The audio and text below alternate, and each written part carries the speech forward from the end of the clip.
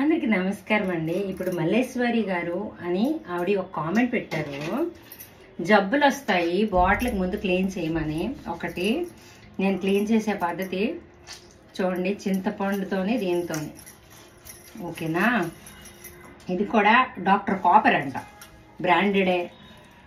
ఇలాగా చింతపండుతోని ఉప్పుతోని క్లీన్ చేస్తే ఏమవుతుంది, బయటికి వేగరమే క్లీన్ అయిపోతుంది. చూడండి ఇప్పుడు ఎంత వేగరమో క్లీన్ అయిపోయింది. దాని తర్వాత కదా ఈ ఒక్క చింతపండు ముద్దని ఇందులో వేస్తాను నేను. వేసి ఈ వాటర్లో నిండా అది పెట్టి,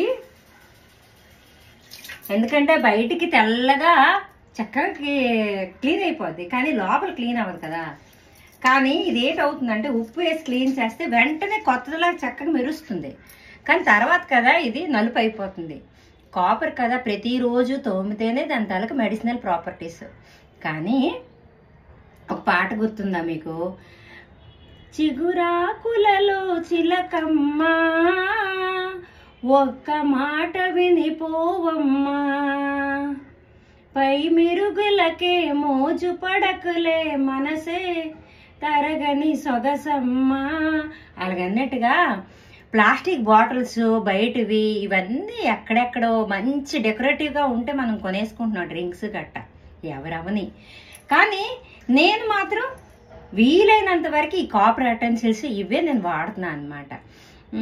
మరి మీరు ఎంత నీట్గా ఎంత క్లీన్గా ఉంచుతారో నాకైతే తెలీదు. బట్ నాకు పని మనిషి ఉన్నా కూడా వీలైనంత వరకు ఇవేవి ఆ పళ్ళు ఏవి నేను తనకు చెప్పను. ఎవరు కూడా ఈ కాలంలో కదా, నేనే ఒకప్పుడు అంత ఎవరికి ఓపిక లేదు చేయడానికి. బట్ మీ ఒక్క డౌట్ క్లియర్ చేయడానికి నేను ప్రతిరోజు ఇలా ఇవన్నీ కూడా తోముకుంటాను మేడం. ఇప్పుడు చూడండి ఎంత కొత్తగా పెద్ద అయిపోయిందా, చాలా వేగరం నల్లగా అయిపోతుంది. కానీ లోపల మాత్రం క్లీన్ అవ్వదని నేను అలా చింతపండు వేసి క్లీన్ చేస్తున్నాను. తప్పులుంటే మన్నించండి. ఇది ఎస్పెషల్లీ మల్లేశ్వరి రావు గారు ఇప్పుడు నాకు కామెంట్ పెట్టారు. ఆవిడ ఒక్కళ్ళ గురించే నేను ఈ వీడియో తీసి పంపిస్తున్నా. తప్పులుంటే మన్నించండి. ఇంతటితో సెలవు తీసుకుంటున్నా.